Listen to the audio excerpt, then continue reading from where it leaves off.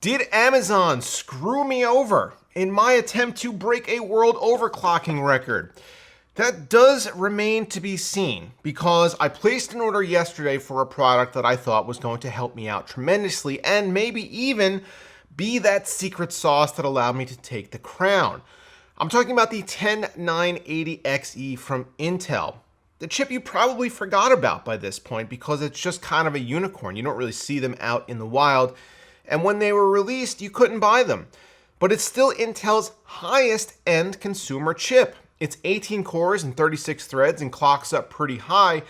And on a chilled water solution, you could probably pretty easily get it to 5.2 or 5.3 gigahertz. I was kind of counting on it to differentiate me from other YouTubers and maybe even help boost me past their scores. However, I have encountered a problem. You see, I posted yesterday on Twitter about my purchasing of this chip, and a lot of people commented and said that listing is a scam, even though it is fulfilled and shipped by Amazon directly. They must have some products that are misallocated in their warehouse, and a lot of people, it seems, instead of getting a 10980XE, are getting a 10920X, which is honestly what I kind of expect to get when my doorbell rings. So, if that's the case, I have prepared another solution that we're going to use. So let's take a closer look at this and hopefully Amazon doesn't screw me because I really do want to try this setup. If not, we got this one.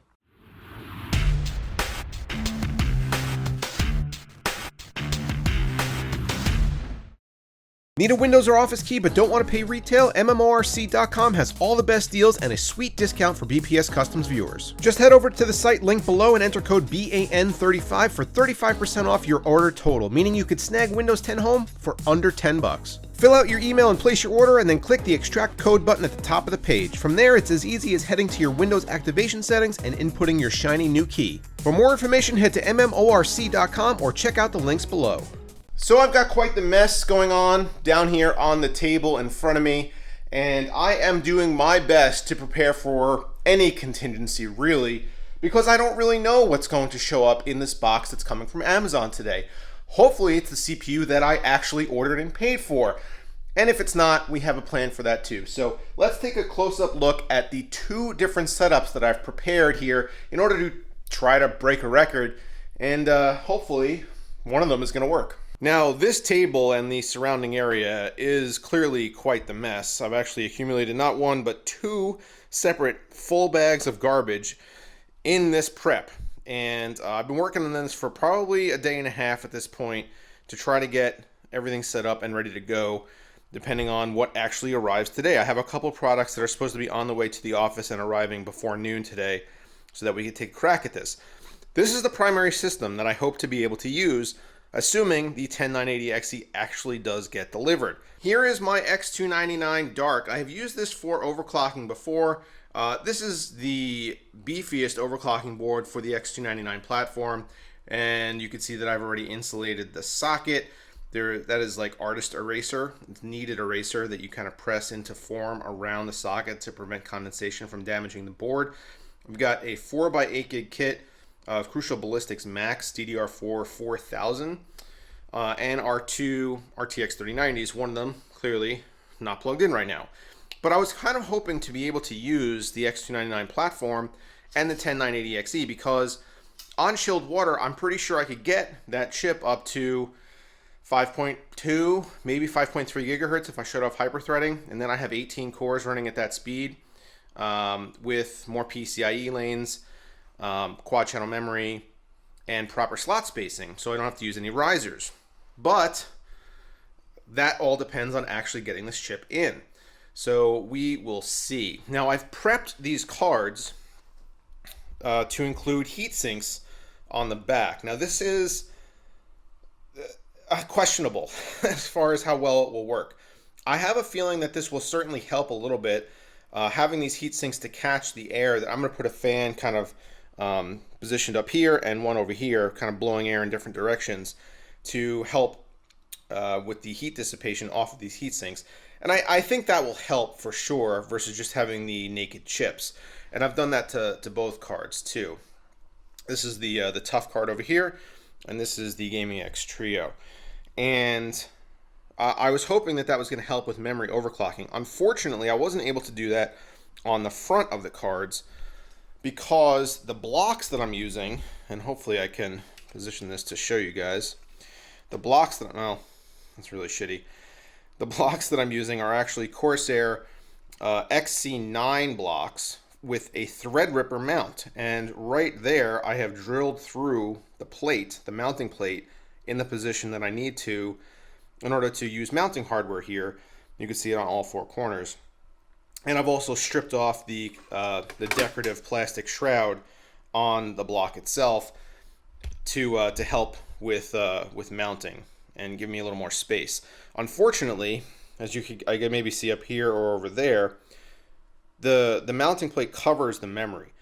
So I have no way of actively or even passively cooling the memory on the front of these cards. And maybe you can see it over here a little bit better. Yeah. See, it overlaps the memory. So I've left the thermal pads on there, and that's basically the best that I can do. So the memory on the front of these cards is going to get a little bit toasty, but the memory on the back of them hopefully will be okay. So I have this loop set up right now, mostly set up anyway. I've insulated as much of the tubes as I can for now.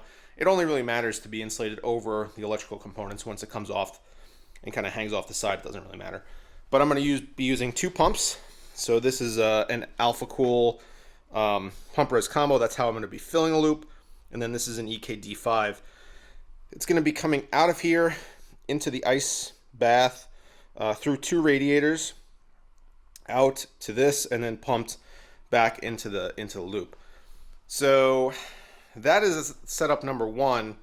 And setup number two is right over there. I did forget one thing. I wanted to talk about these two cards really briefly. So I have two mismatched cards. So I'm going to be doing two different things in order to make sure that they're running, as fast as they possibly can. This is an RTX 3090 Gaming X Trio from MSI. And this is an Asus TUF RTX 3090. I wanted two cards that had 3 8-pins. Because the 3 8-pin versions of these cards, that's the Gaming X Trio, the 4013 Ultra, the Strix, I guess if you can find it, those cards can be flashed with the Strix BIOS, which is a 480 watt power limit. And I did that to this card before, and it ran like gangbusters. Wouldn't be something that I would recommend leaving on there forever, but for the purposes of this kind of test, I think it's really kind of what you need. It almost gives you an unlimited power target for this kind of test. 480 watts is enormous. For the TUF cards, there's no such BIOS that exists, but I am planning on shorting one of these shunts. That's not going to give us an unlimited power headroom. However, it's going to give us more than we normally would have, and I'm hoping that with our really good cooling solution here and an increased power target, that we'll be able to crank the clocks up. This is what I ended up doing on the TUF card. I shorted both of the shunts that directly come off of the PCIe 8 pins, and hopefully, I'm not looking for unlimited power here. In order to do that, I'd have to short all of the shunts, but shorting two of them should provide a little bit extra power because the board is not going to be able to recognize that that much power is flowing through because it meets less resistance. So hopefully this helps. Let's get to it. So setup number two is going to be a little bit more, I guess, traditional as far as what you guys have probably been seeing in this challenge so far, in that it has to use riser cables. The reason that all these challenges are using riser cables is because as far as I know, there are no Z490 boards with proper 4-slot spacing for these graphics cards. So in order to achieve the 4-slot spacing necessary for the NVLink bridge, you have to take both cards off the board and then manually adjust their positioning with these risers. Whether or not that hurts performance, we're not really sure. I don't really think it will, but I think all things being equal, I would rather have it plugged directly into the board. This is my 10900K. This is an Asus Strix Z490E gaming motherboard. And this is probably the best overclocking board that I have in the office right now. I was supposed to have a Maximus 12 Apex from Asus, which would have been sweet to use here. Unfortunately, it did not arrive in time, so I'm going to be going with this instead. And I was going to lap my 10900K. Where's my sandpaper? So I was going to lap my 10900K, but as it turns out, this is actually the IHS on it is actually remarkably flat already. So I would just be removing a minuscule amount of the IHS surface, and I just kind of left it as is because it's flat, and that's the most important part. So as of right now, it is 9 a.m. There we go. And I'm supposed to be getting a FedEx delivery of the NVLink bridge by noon. And my Amazon order is being shipped by Amazon, and usually those arrive by noon as well. So in just a couple hours, I'll actually know which one of these setups I'm going to have to use. If we can't use that setup, I'm going to have to swap that off of the bench for this, and then position the graphics cards like somewhere back here, and then get the loop fired up and ready to go. So cross your fingers, wish me luck, and you'll see what happens, I don't know, like right now. I should probably be cleaning this up right now, but in my initial setup and run of the Z490 setup to get the operating system installed and get everything ready to go in the event that the X299 setup does not work, I had disassembled and reassembled this block. Apparently, I am terrible at doing that because there's now a giant puddle of water around the CPU and on the motherboard. So that is lovely, and hopefully I didn't fry my 10900K. Let me get this out of here. Okay, well, that was an adventure. All of the important components are out of here, including the drive. The GPUs are disconnected, and the power is disconnected at like down there. But yeah, giant puddle. I wonder if this motherboard will ever be functional again. The CPU seems to be okay. It didn't have any water on it, so I don't think any water actually got into the socket. So I hope there's no damage to it. But that is not a sight that you want to see. Well, the only other Z490 board that I have that I could try with any reasonable power delivery is Gigabyte Z490 Aorus Ultra, and I don't think that that's going to be quite as good of an overclocking board as the Strix. I have disassembled this for now. I could potentially just load up the Aorus Ultra on here and use an AIO or something and not worry about the, chilled water cooling, and give this a try, I guess. Still waiting for Amazon. Delivery's now not supposed to be until 6 o'clock, so I guess it's possible we could still use this board. But I guess, I don't know. I really wanted to get something going and post a score today. So we're going to give this one more try, I guess. So I'm just going to say fuck it, and we're going with whatever chip happens to come from Amazon, because I really do not like having my cards hanging off with the riser cables and being all unstable. Having them actually in slots supported by both this bracket and the motherboard seems just what I want to do. We got really good flow rate going through the system right now. I have the block set up, but the chip isn't here yet, so I just mocked up the block to make sure that the runs were going to fit, and then I'm right now just kind of purging the system of all the air bubbles and stuff, and got really good flow rates through the GPU blocks, which I don't know if you could see on camera there, and through the CPU block. So if a 10, what the hell, 10, 9, 20X comes, we'll use that and we'll just crank the absolute shit out of it. I don't know. We'll see where this takes us. We'll get on the leaderboard today. Should have known. Gonna give it a shot anyway.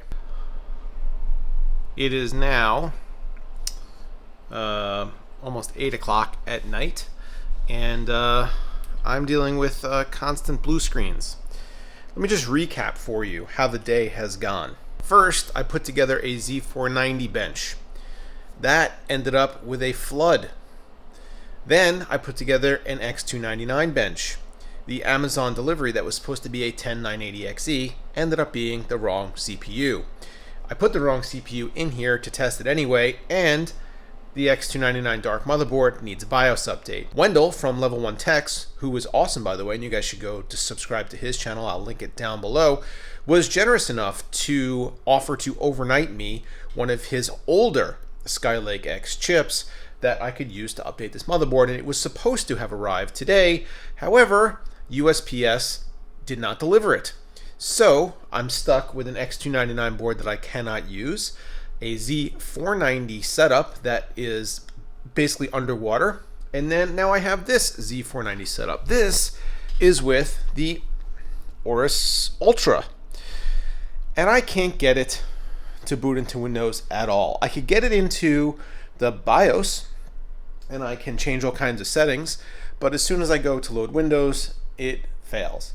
I've tried different memory, I've tried different storage, I've tried resetting the BIOS, I have tried booting from a USB, I have tried disconnecting all USB devices, yeah, nothing's working. So because it is so late and I want to get a score posted and I have this setup already done, I'm going to try one last thing. I'm going to swap out our 10900K, which potentially was damaged by water, and we're going to try a 10700K and see where that gets us. Oh my god, it's finally running. We got everything hooked up, and this is our baseline run. Our 10700K is at 5 gigahertz. I want to push higher than that, and these are completely stock except I cranked the power limits. So with that in place, we've got a 25987 as our base, and we're going to work up from there. Run number 2. This is with an overclock on an identical overclock on both of our GPUs of plus 100 on the core and plus 500 on the memory. I'm not going to update you every time now, but I'm going to start inching this up incrementally and see where we land. So we're running into a bit of a wall here at about 27,000. Settings right now, so temperature is not an issue. We're running at 0C, and memory is clocking up pretty good too. So I think the cooling solution that I have in place, the heat sinks on the memory, plus I put a couple of Noctua fans there blowing down across both memory sets. I think memory is good. I think temperatures on the core are good. I think the limiting factor right now is just the binning of these GPUs. So Paul is working with 2 MSI Gaming X Trios. I have one of those. It's a good one, but it's still just one. And the other one that I have is a TUF, whereas he has 2 Trios. Jay has 2 For the Win 3s, which at this point are probably the best cards out until we see any Strix variants. But we're at 27078. I've got some ice left, and I'm going to give it another couple of shots.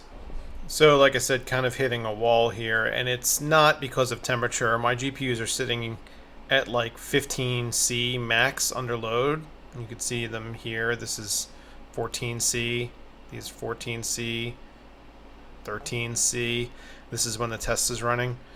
And clocks are good. I mean, they could be a little more consistent, I guess.